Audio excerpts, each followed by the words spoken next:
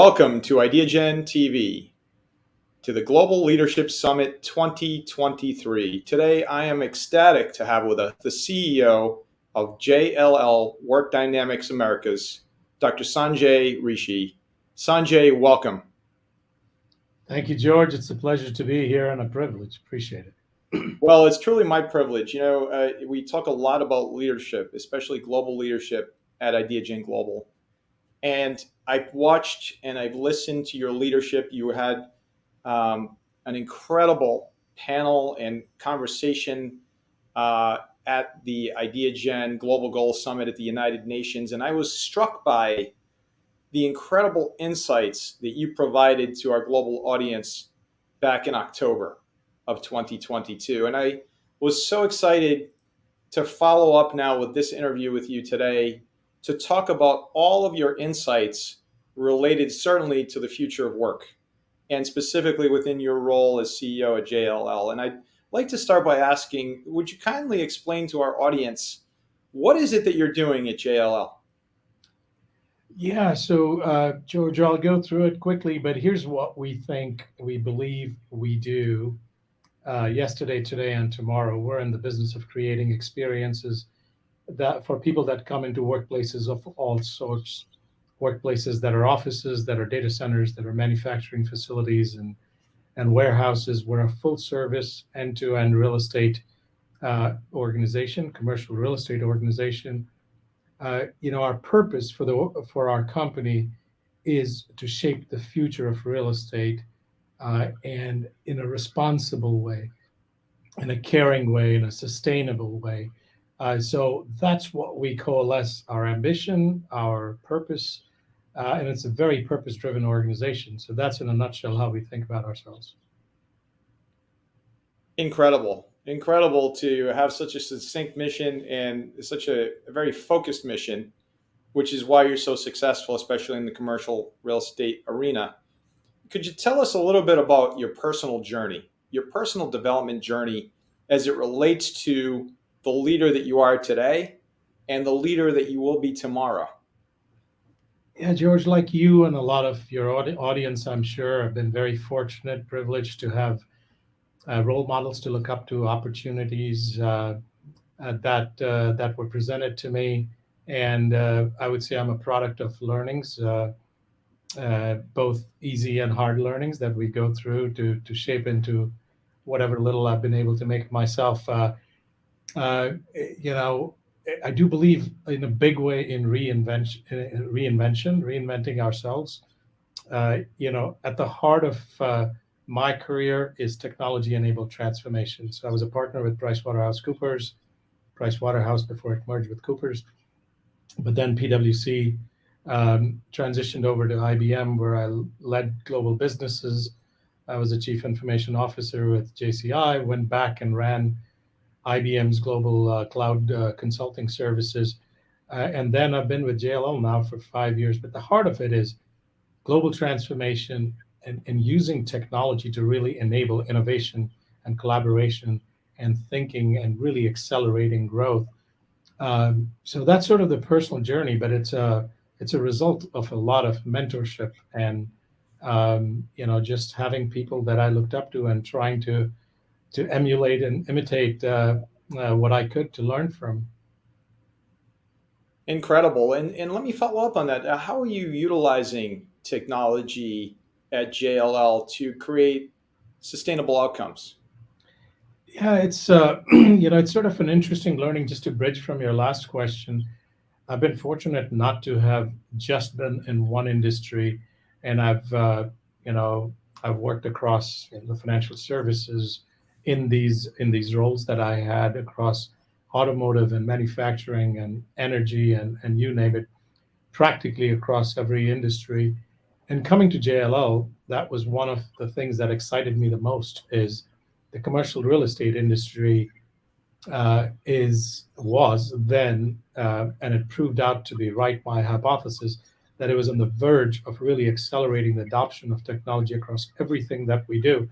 And if you think about what has just happened, George, over the last 2.5, 3 years with the pandemic, it really has brought front and center in terms of venture capital and investments that are going into prop tech or property technology, into how people are bringing in sustainable outcomes in materials, in the way buildings are built, and how energy is consumed, all of that together. So the technology application in our value chain is really end to end. It is about identifying the right place for the right consumption by the right client, bringing in all the information that you can gather to create insights on where talent is in a city and how do you find the right location, and then creating experiences using sensors and using technology to now with this idea of a regenerative workplace, a redefined workplace, an experiential workplace. So how do you get people back in the workplace? Everything requires technology, transparency. I mean, if you think about it, George, in your life and my life and our personal lives, a smartphone really drives our lives. And when we come into the workplace, that experience is what we expect, that speed. So that's sort of what we're trying to do, and actually have invested disproportionate to really the bigger than the industry in building technology capabilities. Well, that's what's so remarkable about your leadership style is that you're peering around these corners. You're able to look, to prepare, to lead into this next element of technology. Yeah. And that's such a critical component to staying on top of all of these trends. In fact, you've written a book about it. You've written a book about the workplace you need now, shaping spaces for the future of work. What is that all about? You'll get me on a soapbox, George, but really, this is such a time of uncertainty. In all seriousness, as we were coming out of the pandemic, the questions I was getting in C-suites and boardrooms was really around the uncertainty. What does this mean? What happens to offices? What happens to talent? This world that we live in and have lived in over the last couple of years is something completely unheard of, unseen, where the power shifted to the individual in such a big way, in a good way, but the power that the organizations had, individuals started making decisions on when to work, how to work, where to work from, and who to work for in a much more significant way. So the call to action was providing some clarity. By no means did we attempt to, or even today, attempt to have answers and forms of panacea, but really to get people to think about the options, because it's a world of experimentation and iteration as we sit here and now. And really, that's what we've tried to capture in the book. And we talk about an experiential workplace. We talk about a technology enabled workplace that is sustainable, again, to build on what I was talking about earlier, and personalized. Everything is personalized, like I said, in our personal lives. So, how do I feel like the workplace I sit in adjusts to my needs, my wants, my requirements? So, either individual and either organization can be the most innovative, growth oriented, productive organization. Absolutely incredible. And so, how do you then empower your clients to drive through data insights further innovation? Yeah, if you think about what clients and organizations across the globe are now are thinking through, is really again in this period of uncertainty that continues. There are several elements to it. And what we try to do is bring thought leadership. We have the largest research organization of anybody on the planet, and we do a ton of research around this, to get the pulse of talent, of the demands of the workplace and how they're shaping with markets and how portfolios are evolving, how valuations are changing, how capital is flowing in, slowing down or speeding up into the domain of real estate, into the domain of commercial real estate. But all of that put together through thought leadership, through our offerings in the market, through really industry leading capabilities and individuals, we try to bring that together for our clients through storytelling, really, which is a big part of really how individuals and organizations consume. knowledge in a world that is going through some level of uncertainty, which is starting to settle. But even this idea of returning to work, the questions that we continue to get is, uh, what is the recipe, and is there one recipe, which there isn't? How do you start to bring people back to work? The one thing that has emerged is culture is paramount, and organizations cannot hold on to and build a culture for growth and for the future in a world that is completely remote. So what we're trying to do is bring those learnings for our clients through all the channels I talked to you about. Incredible, incredible, incredible, incredible, because that is at the fore at this post-pandemic moment. Um, who would have thought in 2020 that the entire world would shut down? Right. Perhaps for the first time in human history, and that we would face, this unprecedented situation. And now to be emerging, we're so very grateful to you and JLL for your learnings, because it's so critically important to understand, what is the right quote unquote solution, as you said, and that culture is paramount. And then how do you build that culture if you are 100% remote, et cetera? What are the learnings here? How often should you get together? And that thought leadership, which we obviously espouse at Ideagen Global, is so critical as well. Um, so I'm inspired by that. I'm inspired by your book. How can folks find out more about your book? Where can we purchase that book? Well, it's available at all the outlets, the Barnes and Nobles of the world, for brick and mortar and online and Amazon and so on. We've tried to share some of the learnings, some of the thoughts and ideas. And again, lots of stories. There's clients that agreed to be in the book. We've got 25 stories of clients on how they look at equity in the workplace, which has actually been a big challenge. How do you start to get immersive participation in a world that is hybrid, with some people working from home and some people in the workplace? And how do you make sure that engagement continues? So we've tried to capture that, but we continue to build on those from the book in our experiences and share that with our clients. And I mentioned earlier your participation at the Ideagen Global Goals Summit at the United Nations, where you stated at one point, work is no longer where you go, work is what you do. Sanjay, how has leadership had to adapt to this new hybrid work environment? We've talked a lot about, the employees, okay, where everyone's trying to figure out what's the cadence, but how has leadership also had to adapt to this? Yeah, I mean, leadership went through the same challenges, didn't we all, George, in terms of how do I first just get adjusted to the idea of being at home and cohabitating a space with others that might be working or studying or reading or other, depending on where you are in your family lives. So we all had to go through it, but empathetic listening, and really, I mean, those are not just words. It was.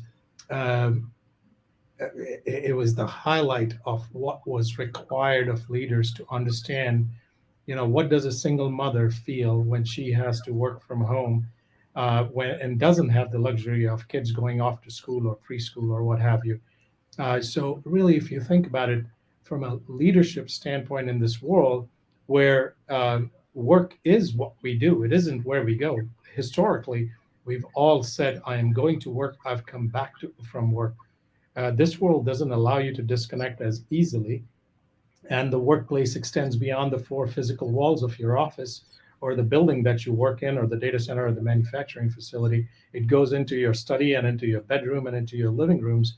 So there's a whole part of leaders thinking about technology, ergonomics, sustainability, equity that extends beyond the original definition of a workplace, and that's what we are focused on, is to take those experiences and make them seamless, regardless of whether you're working from a third place like a cafeteria or an airport lounge, or from an office or home.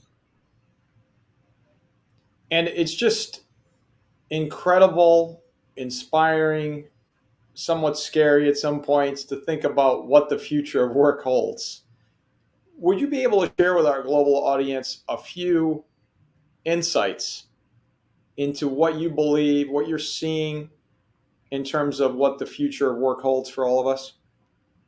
Yeah, the future of work, as I think about it, and of course it's informed with a lot of research that we have done over the years, but future of work is around, empowering individuals and creating environments that are innovative, that really allow work to be done from anywhere and talent to be procured, if I might put it that way.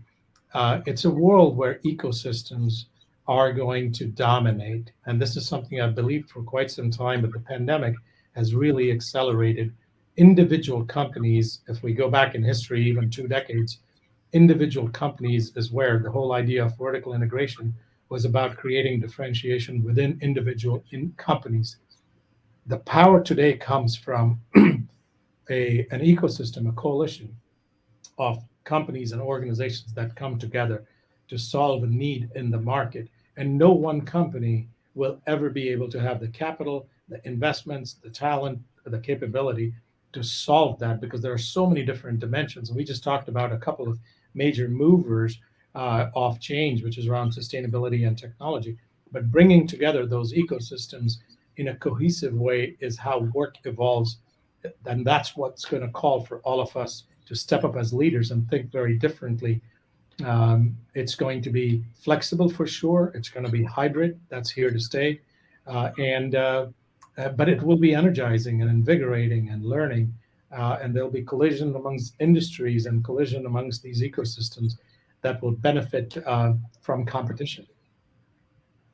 Incredible. Dr. Sanjay Rishi, CEO of JLL Work Dynamics Americas. Sanjay, what is your call to action for the millions of people that will see this interview across the planet? Well, if I was to think out loud, I would just say, accept uncertainty, be ready to iterate and experiment, and don't be afraid to try new things, whether it is, sensors in the workplace or whether it has to do with how equipment is maintained in your workplaces or how innovation happens, how you go after talent in places you may not have gone before. How do you bring together all of this? The power of a virtual environment has really democratized technology. If I go back to thinking about sort of the dot-com world, opened up and democratized access to technology, I would say now we have democratized work and access to work across the globe in continents and countries and parts of the world that never had access to work because it can be delivered from everywhere. And we in the West have experienced that work can be done anywhere. So we don't have to rely on our traditional avenues and sources of talent, if you will. And that is just, when you just think about the impact of that now work in essence has no borders. um, Very true. it starts to become just, you can't even wrap your head around it at certain points, coming from the traditional 9 to 5, Monday through Friday work world, to I can be anywhere, working anytime. It's just amazing. And I want to close this interview by saying thank you. First of all, thank you for your leadership. Thank you for your inspiration. And thank you for all you're doing to change the world, because clearly you are changing the world and you are leadership defined. Well, thank you, George. You and Ideagen uh, bring to the world an opportunity to make a difference with your passion and your dedication. That would be a very, very unfulfilled need that people may not even realize till it's too late. So we all appreciate everything you do, and thanks to you and Ideagen. Thank you so very much.